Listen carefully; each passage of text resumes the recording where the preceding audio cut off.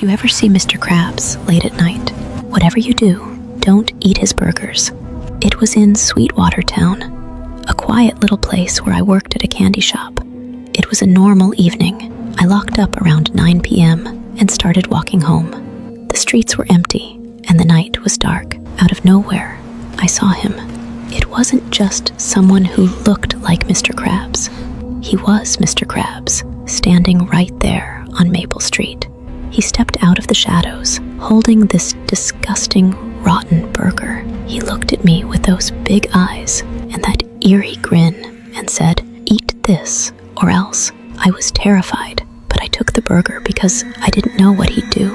It tasted awful, and as soon as I tried to run, he started following me. When I finally reaching my front door, thinking I was safe, but as I turned around, there he was again, Mr. Krabs, just standing outside my home. I grabbed my phone and called the police right away, but the moment they arrived, he just vanished into thin air, like he'd never been there at all. Guys, what would you do if you saw Mr. Krabs? Let me know in the comments.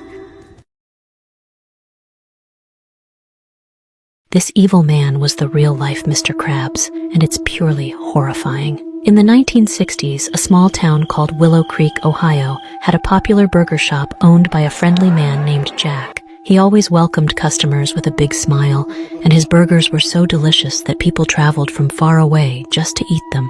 At the same time, people, mostly travelers and strangers, started disappearing. No one paid much attention, and Jack even joked, "Be careful, or you'll end up on the grill." Everyone laughed, thinking he was just being funny. One night, a man named Phil saw Jack struggling to load something heavy into his van. It was wrapped in a bloody sheet. Curious and suspicious, Phil followed Jack into the woods and watched as he buried it. The next night, Phil sneaked into Jack's diner and opened the freezer. Inside, he found meat packages labeled "Special Meat." When he opened one, he froze in horror. It was human flesh. Just then, Jack appeared behind him, still smiling. "Now you know my secret," he whispered, holding a knife. Phil managed to escape and told the town, but no one believed him.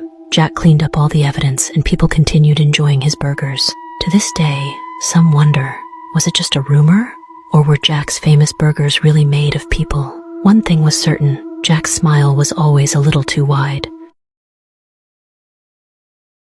This is the true story of Tara Calico, a girl who disappeared without a trace. In 1988, 19-year-old Tara Calico, a college student, went for her usual bike ride on a quiet highway in New Mexico. She did this often, but on the morning of September 20th, she felt uneasy. Before leaving, she told her mother to come look for her if she wasn't back by noon, but Tara never returned. As time passed, her worried mother drove along Tara's route to find her.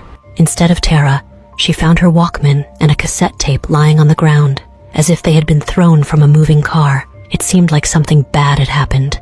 Despite many searches, Tara was never found. The only clues were the items left by the road.